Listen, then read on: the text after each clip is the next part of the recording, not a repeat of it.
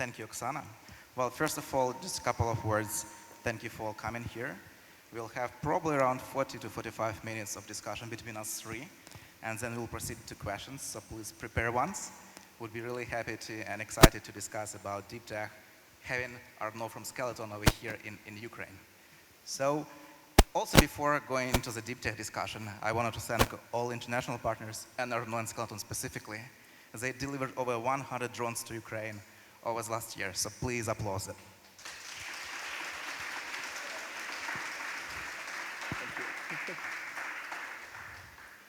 We'll try to start from the history of the company, right? So, small city in Estonia, Tartu, less than 100,000 people, small room with 4 persons, 2 scientists and 2 entrepreneurs. How did you get from that zero stage to the stage of one of the global leaders in your industry? Thank you very much for this question, and привет, everybody.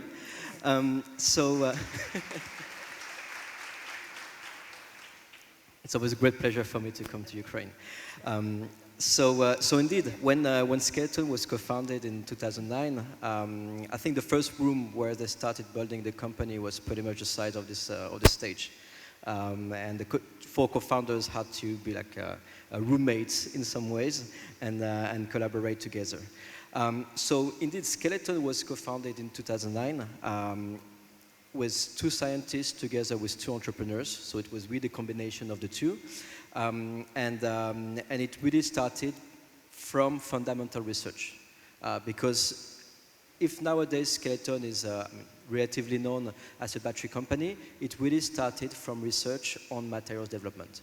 So the 2 scientists, Dr. Leys and Dr. Persson, had the science, they had the R&D on this material development, and they've met Tavi Madiberg and Oliver Alberg, the 2 other co-founders, who had the spark and the idea of using these materials and use it for energy storage devices. So Skeleton is really a combination of this. They started, of course, just in a very small room in Tartu, and then eventually they managed to secure the first customer 2 years later, and then start moving to production, etc. But it took really a lot of time.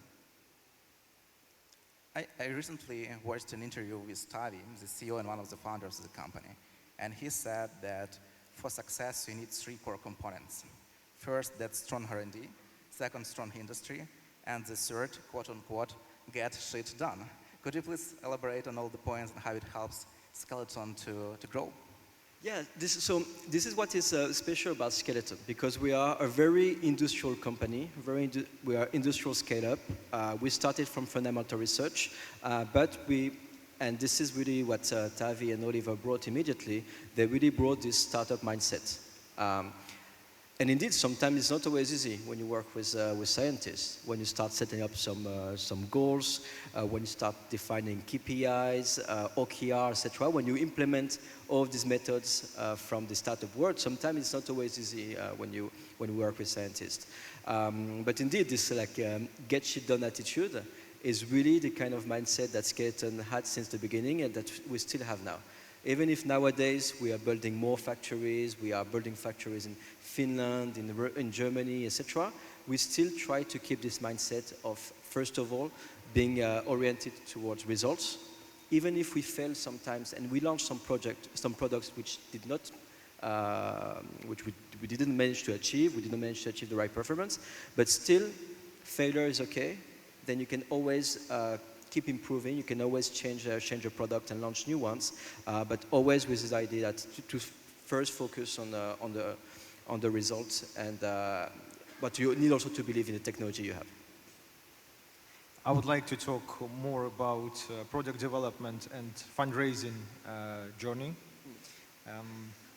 We also invest in deep tech startups, and we understand that there is this concept of technology readiness level, and early stage venture capitalists and other investors understand that it takes time to launch the product on the market. And as far as I know, your first fundraising started before you launched the product to the market, right? Mm-hmm. Yeah, absolutely. So you need to imagine back in 2009, in the small city of Tartu, 4 Estonians, 2 of them who were not even scientists, and Tavi and Oliver were around 20 years old. When they had to pitch investors about, oh, look, we have this amazing technology, which we call curved graphene, so no one had ever heard about it. With using this technology, we want to make supercapacitors. So again, no one had any clue about it. So you need to try to imagine how difficult it is to pitch investors, especially international investors. So that's why in the beginning they really had to have personal loans from the banks.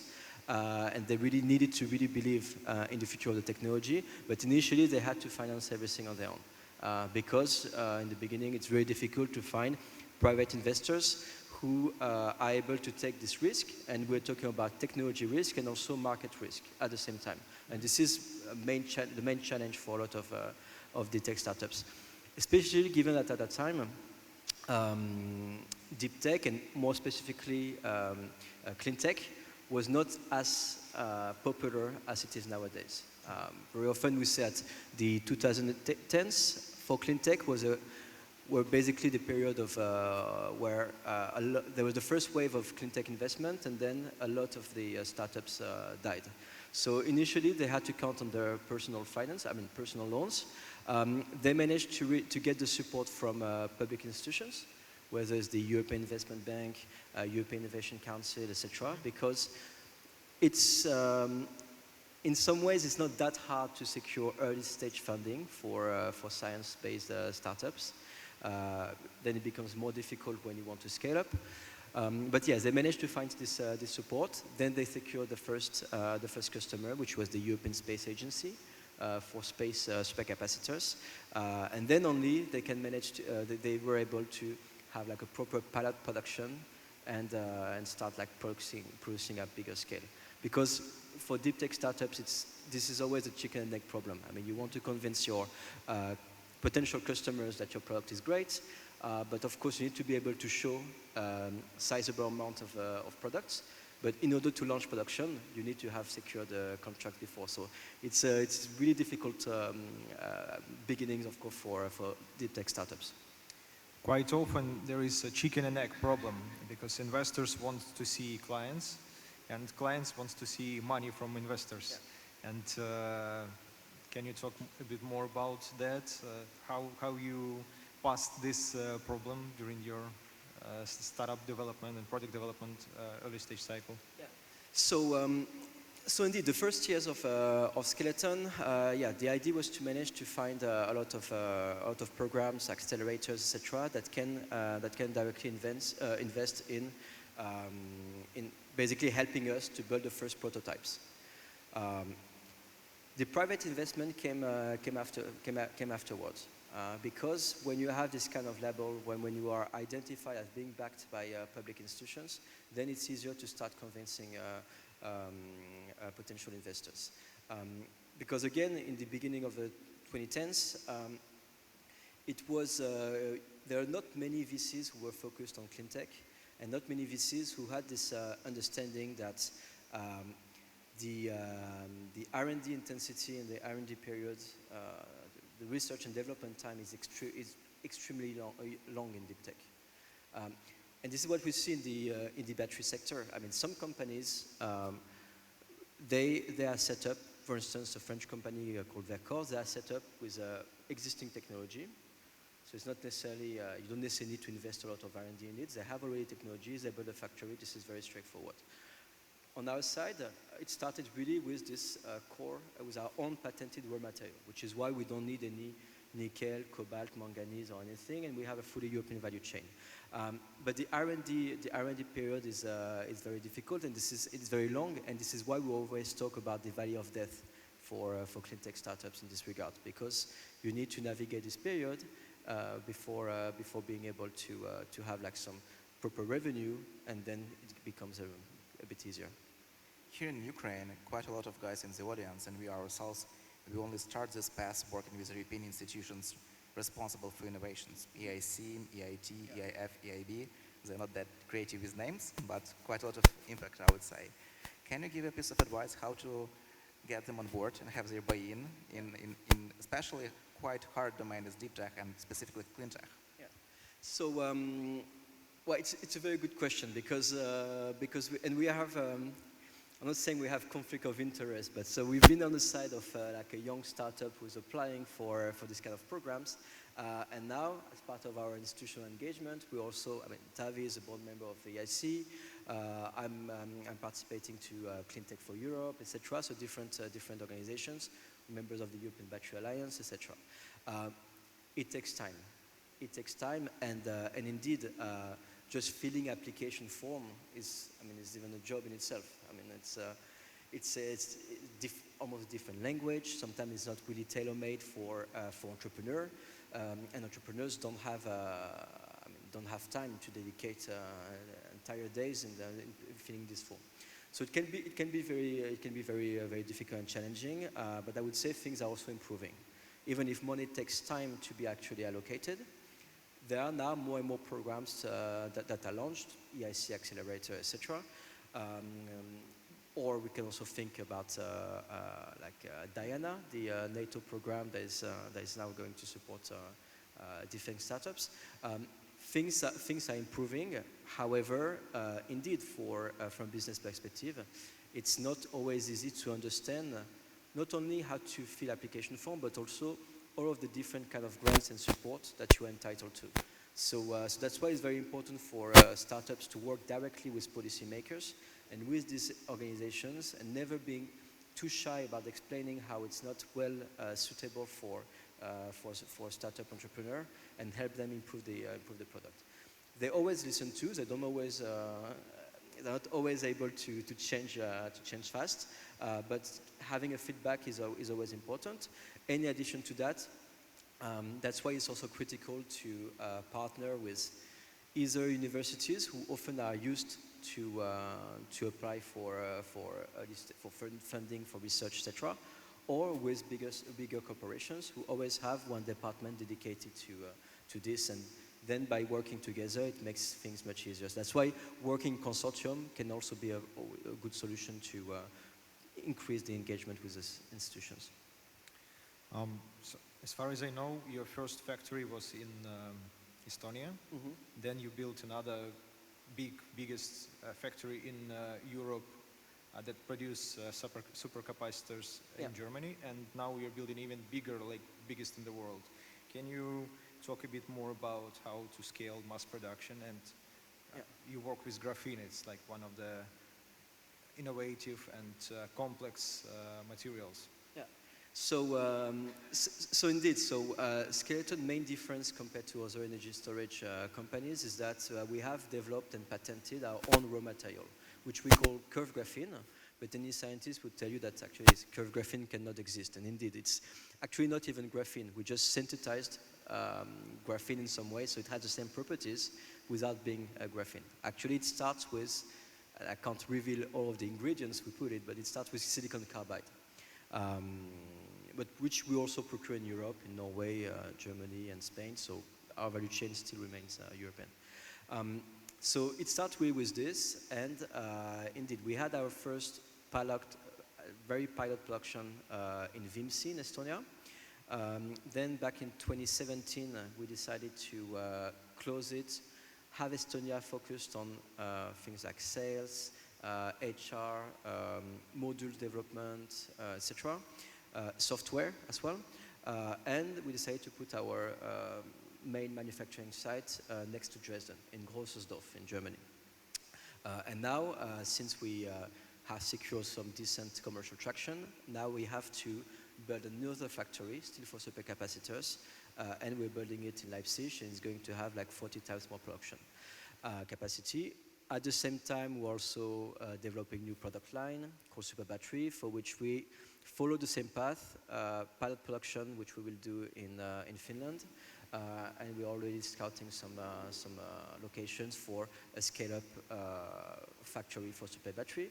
And we'll have to scale as well the production of our raw material. So basically, when you work in industrial scale-ups, you raise money to build more factories and to expand your production capacity, or in R&D, of course.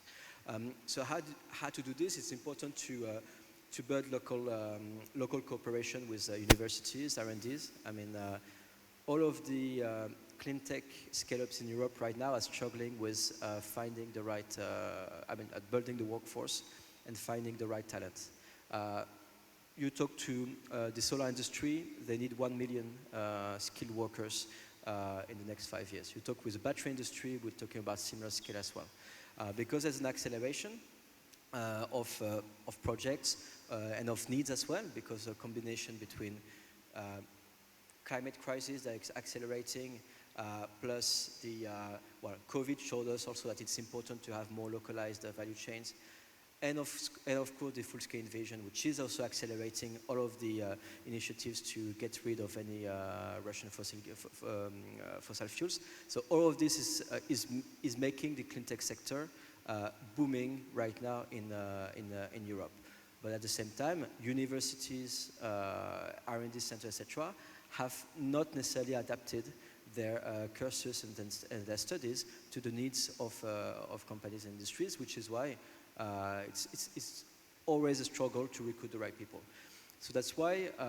So we made our first factory in Dresden. Now, by going to Leipzig, it also allows us to tap into the workforce that you can have in Leipzig, in Berlin, which is not too far away. So it also expands our reach. But if then we consider more locations, it's also because every time we need to build more connections with local research universities and also find a new workforce and new talents. When we speak about deep tech talent, there is scarcity, right? And you, of course, compete with quite a few European and US companies on that field. I assume that you have quite a lot of nurturing talent in-house, basically. Can you please elaborate a little bit more how you help talent develop within the company to go to the next level? Because once you've been a company with 2 scientists, now we have 300 people on board. So it's impressive. Give us some secret sauce how to develop talent in-house.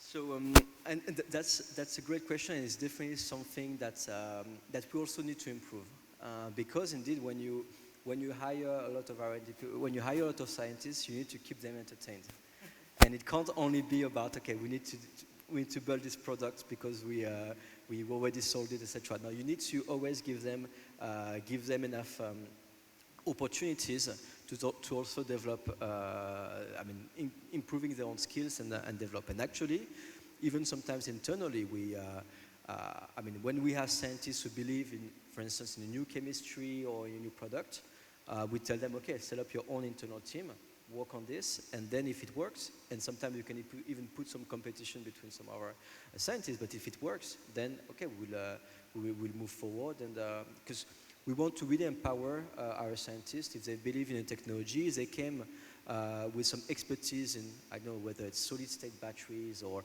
LFP batteries, etc. If they want to build and develop it in-house, they are totally free to do so. And if it fails, it's okay. These things can happen. But we really want to improve them, because when you recruit scientists, you recruit talents, and you don't want to constrain them too much into only focusing in the product, because you don't know what you will need in the future. You don't know what is going to boom in the future. So it's better to listen to the people who have this expertise. It's very important to always be humble. In addition to this, we have set up a lot of cooperation with a lot of universities. We support some student teams, in young Formula One, etc. These kind of things. And every time we tell our researchers and scientists to directly collaborate with those universities, help the students and all this. So this is also how you can start developing future products. So we really try to empower them, building more cooperation with a lot of universities, students, because you always need to refresh your own mind and work on this. Because we have the long-term vision of what we want to achieve. Basically, Skeleton wants to be the top battery company in the world, but providing all the kind of battery technologies that the market will need. So we know the long-term vision, but to achieve this, we're quite open in terms of new technologies that we can develop. You built a clean tech company, and I would like to talk more about this clean aspect and green aspect. Do you use some particular methodology, and can you explain how does Skeleton Technologies leads to the more green future? Yeah. So indeed, for us, it's a very important selling point, and this is becoming more and more important for both our customers and also our investors. So by definition, our products are, I mean, at least the value chain is greener than other battery companies because we don't use any toxic metal. Our products don't need nickel, manganese, cobalt, or anything. So we have a fully European value chain, and when you calculate the carbon footprint of our products, by definition it's lower because everything is done and produced in Europe. So this is one of the key aspects, and actually right now there's a lot of investment in Europe right now to focus on so not only on securing access to critical raw materials, but also on developing alternatives and synthetic versions of these raw materials, and supporting basically the chemistries or the raw materials that will lower our dependencies to raw materials mined from elsewhere. So we don't need any cobalt from Congo or anything like this. So that's why our value chain is cleaner. Also, since we don't use any toxic metal, but I mean curved graphene is, as I said, I mean silicon carbide is mostly it comes from sand, etc. So our products are much easier to recycle, while at the same time having a life cycle of 1 million cycles. So they are much more sustainable than any other. At the same time, it's a niche product, so we don't pretend that we can replace and compete with lithium-ion batteries on everything, but for the applications where we supply our product, then we are quite clean in terms of value chain. In addition to this, when we build factories, we want to make sure they also produce electricity, so we put solar panels. We really want to emphasize the sustainability aspect because actually now it's becoming a key priority for investors. And also when you decide where you, and from a government perspective, when governments now, when they want to attract cleantech factories, I mean cleantech companies, whether they make batteries, electrolyzers, fuel cells, etc., it's important that to offer these companies the possibility to use only decarbonized electricity. So that's why when we look at a new location for a factory, we want to make sure the electricity that we're going to use is either going to come directly from the factory or is going to be totally decarbonized. When I read about your new products, like super battery, it seems to me like magic that should happen in a couple of years' time at least, maybe even later. But you can potentially charge the car, hybrid car, in a matter of just seconds, contrary to a couple of hours that currently the car needs. You have applications with tram system across Europe. Could you please tell what we should expect from you in the next coming years?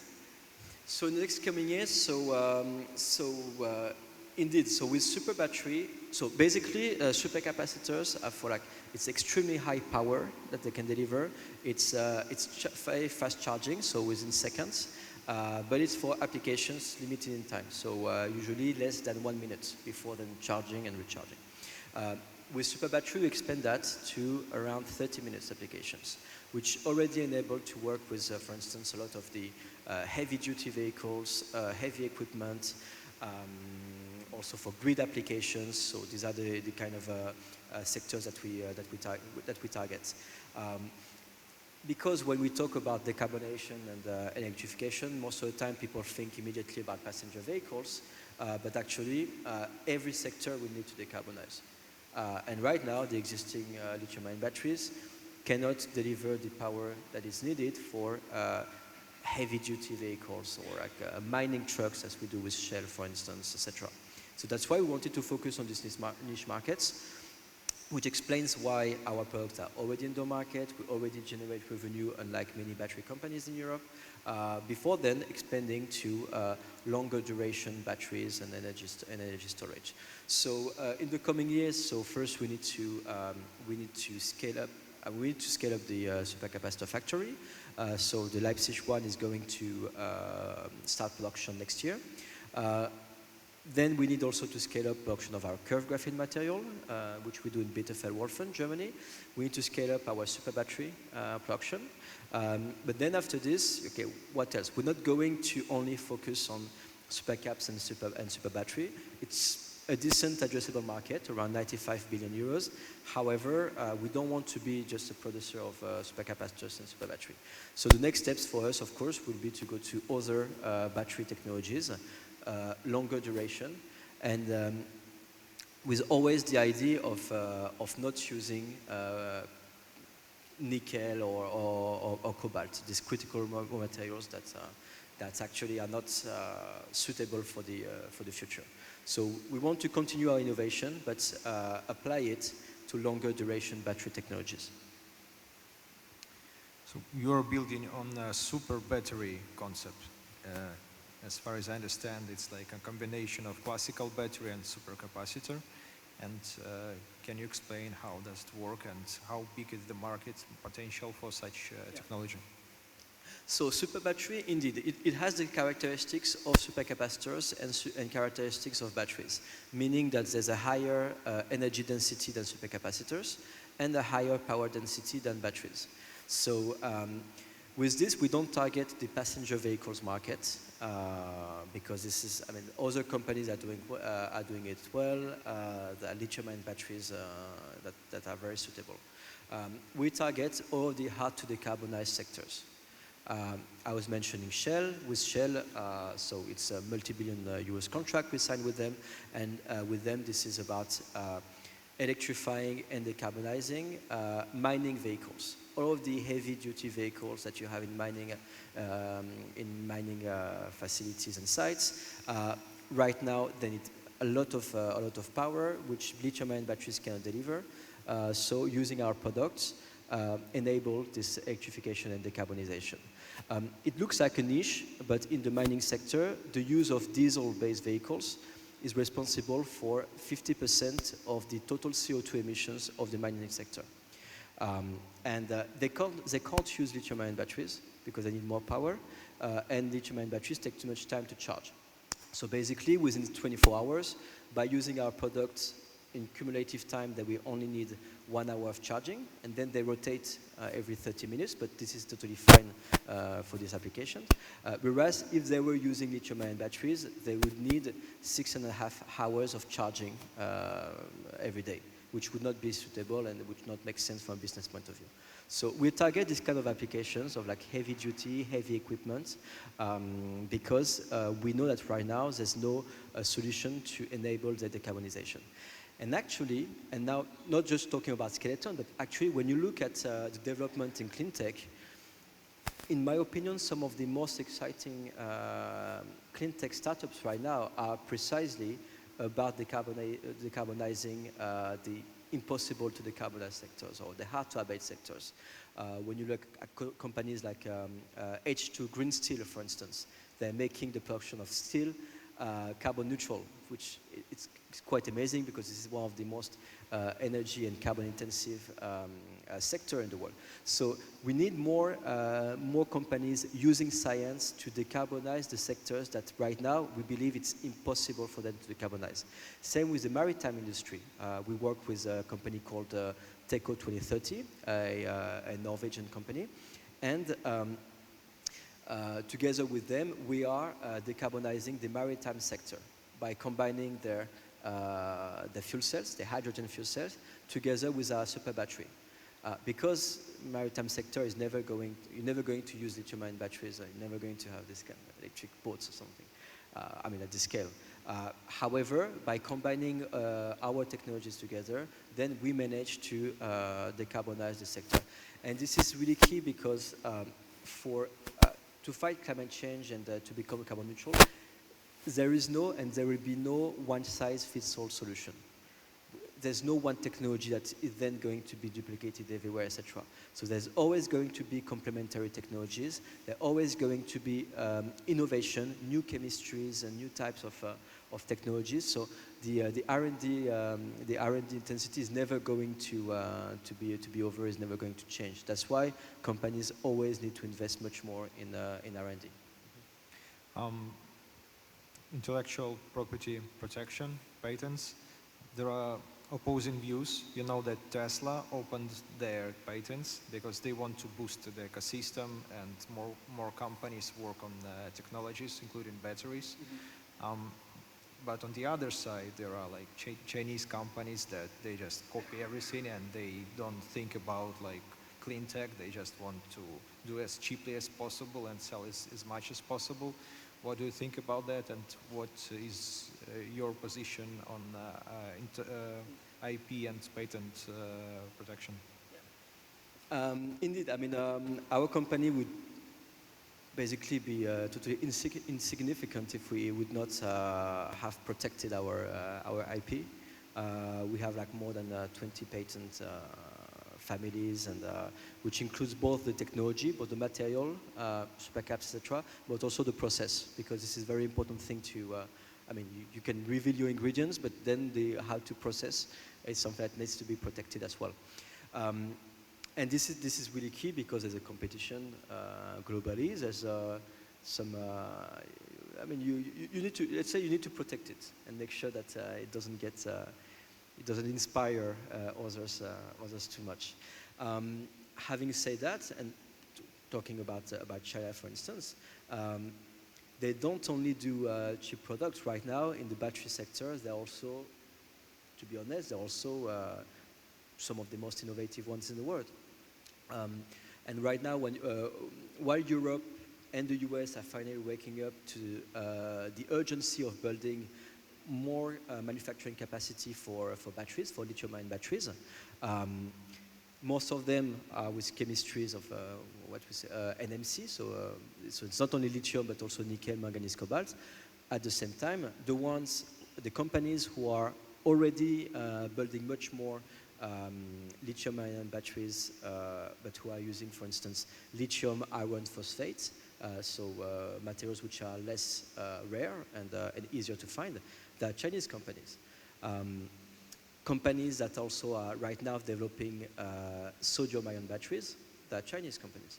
So they are already thinking ahead and thinking about the post-lithium-ion batteries time. So right now we see an acceleration of R&D and innovation in China as well, which is why it's important when we build manufacturing capacity, whether it's in Europe or in the US, to at the same time be able to build the existing manufacturing capacity for the immediate needs, and there's an urgency of solving those needs, but at the same time always think ahead and largely invest in the next generation's battery, because there's always a next generation, and you always want to reduce and stop your dependencies.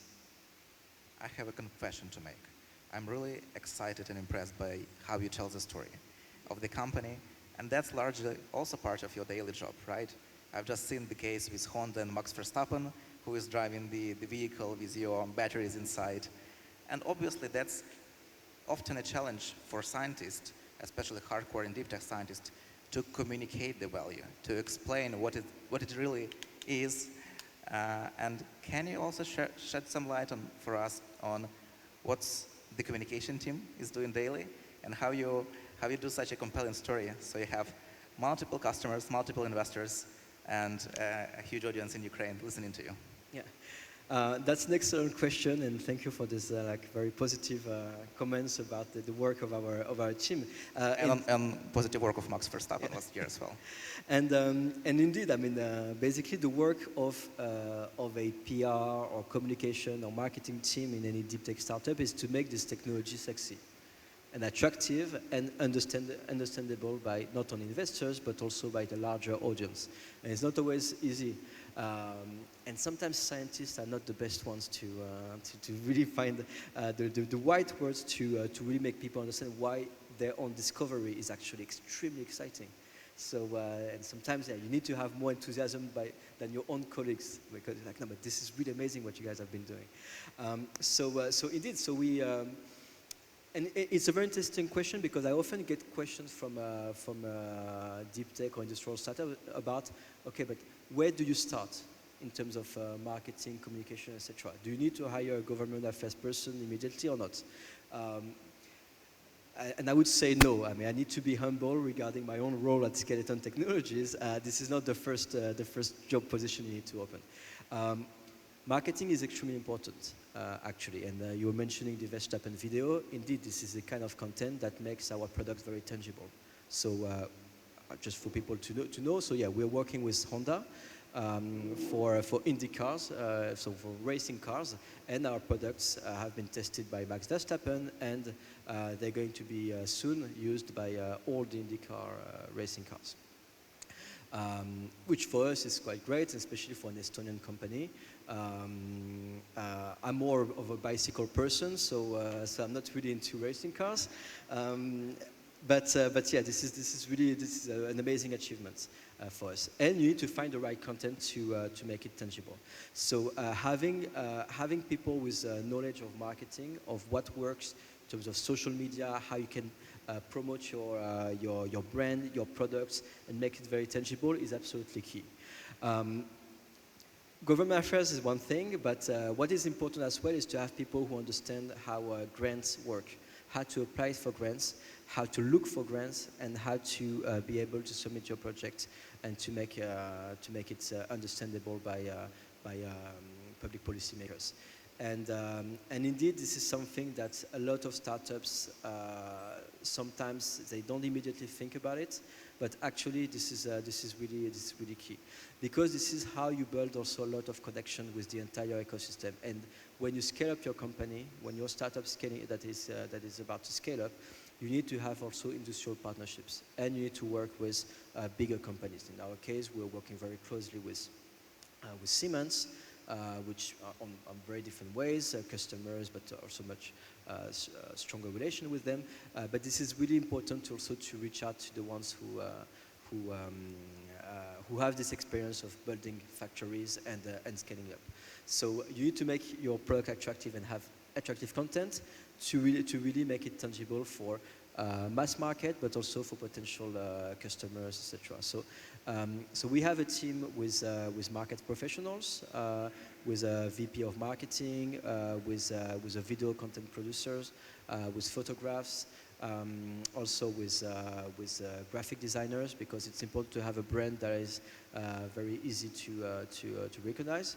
And even if I'm wearing this T-shirt, it actually happens to be using two of the official colors of Skeleton, so it's totally fine. I can wear it at every public speaking opportunity I have.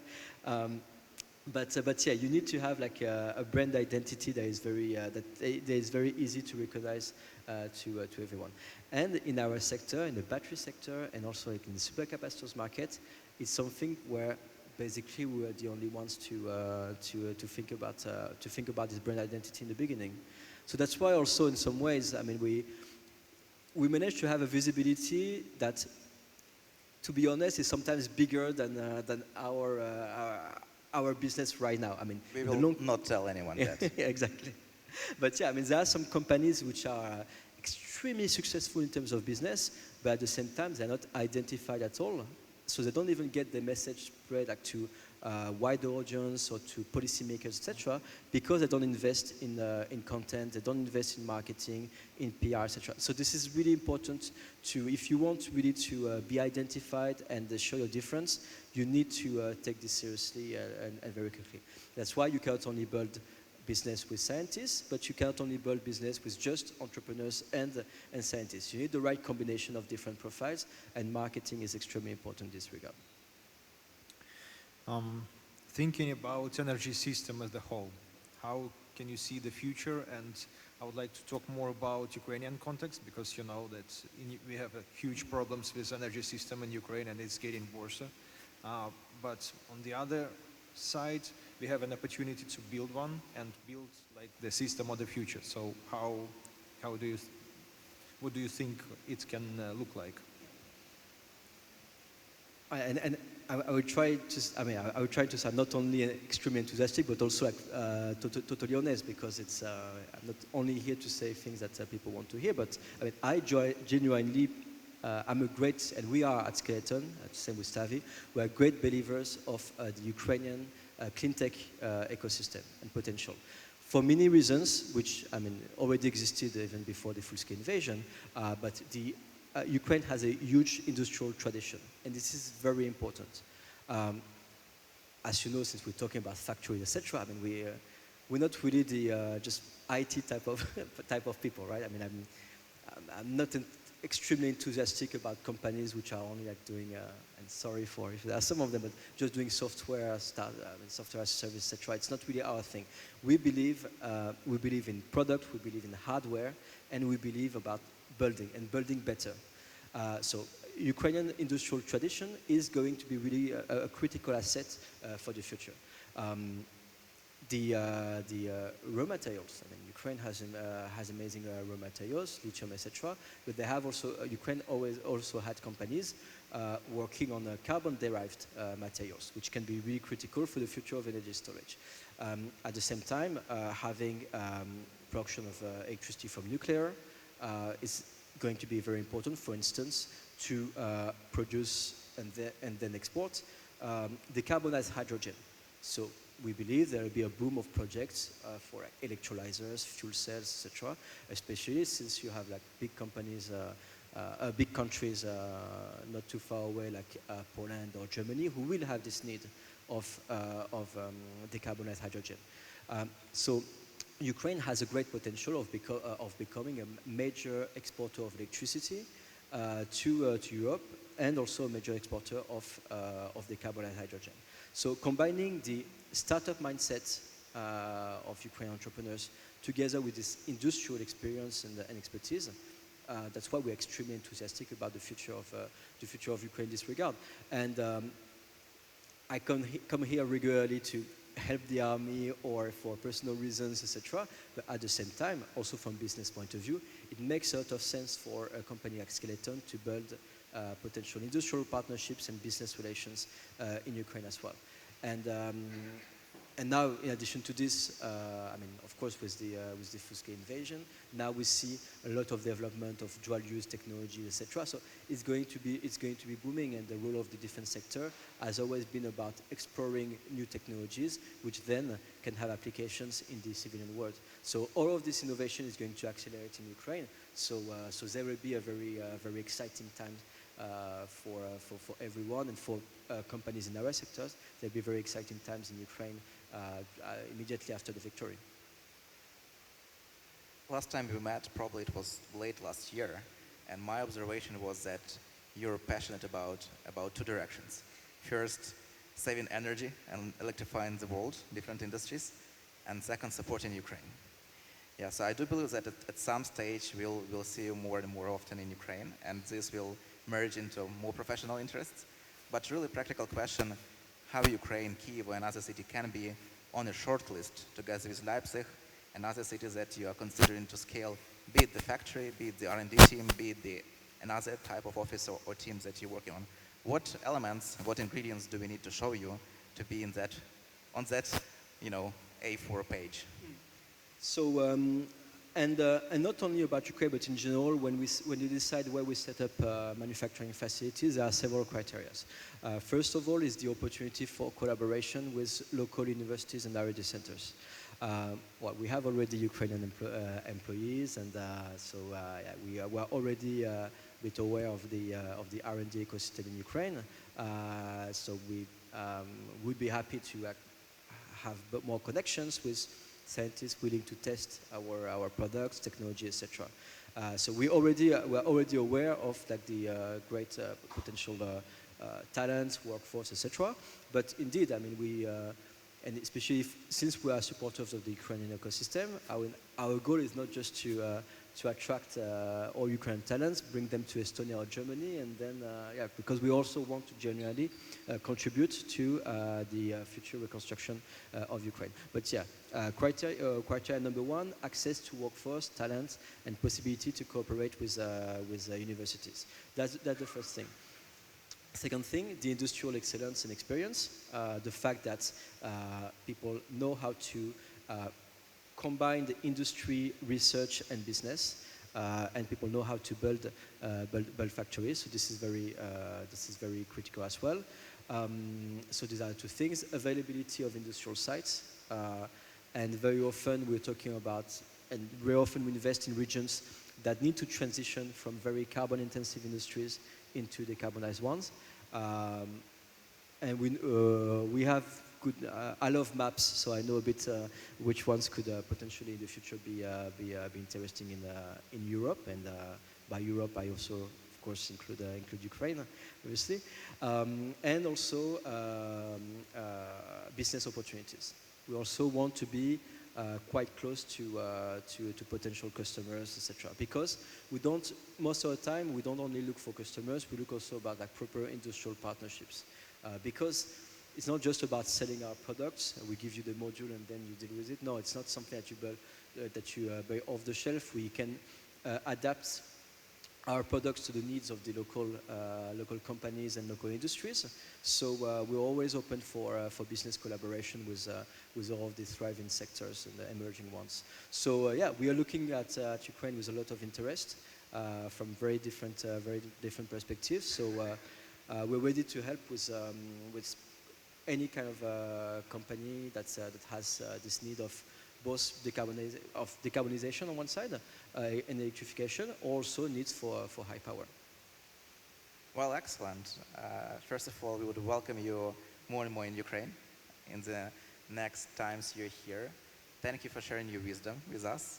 I'm out of questions, actually, and I'm happy to open the floor to the audience. I believe that you have some more questions to Arnaud, and we would be happy to hear it and answer. Yeah, please grab the mic. We can hardly see you, to be honest, but I assume that we can start from that side, the right side of the audience. Yeah, please, the audience. So we have volunteers who are walking here with mics, so please catch them and ask your question. Okay, probably I will take some questions from the chat first. Please do so. We have plenty of awesome questions, so thank you all who were asking those. So we have first question like, hey Arnaud, could you please let us know if your batteries will eventually help us to efficiently balance renewables? Is it an appropriate application for your technology? Can you repeat the question, please? Of course. So, if your batteries will eventually help us to efficiently balance renewables, is this an appropriate application for your technology, like balancing the renewables? Yeah. So indeed, so one of the key verticals where our products are used are in grid and renewables applications. Mm-hmm. So, for instance, for wind power and solar power, as you know, these energies are intermittent, so there's a lot of fluctuations in the production of electricity. And it's not only production, it's not only fluctuation like when there's no wind or when there's no sun. It's also like in the same minute, you have fluctuation of the production of electricity. Mm-hmm. Meaning that this can really affect the integration of this electricity into the grid. So using our technology, our supercapacitors and our super battery, it can really enable the having a more stable production of electricity, which then facilitates the integration into the grid. All the countries which are increasing their production of electricity from renewables need to find solutions to stabilize the grid. So that's why we work with TSOs and other transmission organizations and companies, and we help to better integrate electricity into the grid. So this is one of the key applications of skeleton technologies. We work already with I can't mention the names unfortunately only off the record, but yeah, we work with some of the biggest renewables energy producers in terms of wind power mostly, and this is precisely something that is becoming more and more important.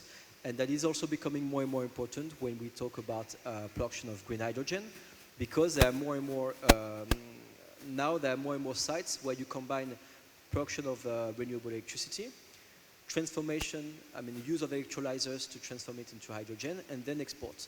So by adding our technologies into this, it makes this kind of site much more efficient.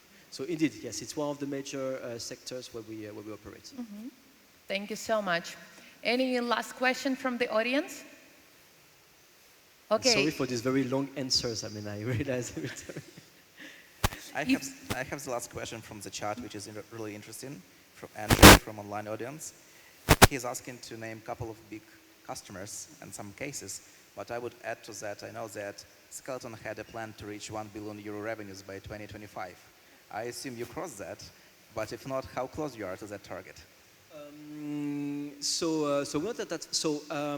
So we have reached more than 1 billion euros of commercial agreements already. I think we signed around 10 billion euros worth of commercial agreements. But they're not going to be translated into revenue immediately because, for instance, in the automotive sector, between the moment where you sign the contract and the moment where the product has to be, is delivered, it can be like 4 or 5 years. So let's see in 2025 if we will have already reached it in terms of revenue. However, in terms of commercial agreements, then we have already surpassed it. Among our key customers, so we're working with Honda, we're working with Siemens, we are working with Shell, with Skoda. I think these are some of the biggest ones that we have right now. We're working with SCAF for tramways and trains. Working with Medcom on the tramway in Warsaw in Poland. So we have these companies among our key customers. And then among the ones that I cannot mention, we're working with companies in fusion nuclear. We're working with companies in aerospace. Many different sectors as well. Well, thank you again for coming here, coming to Kyiv, and sharing lots of insights with us. Thank you. You're welcome. Thank you. Thank you very much. Thanks. Back to you. Thank you, Arnaud, Sviat, and Vlad, for this great discussion.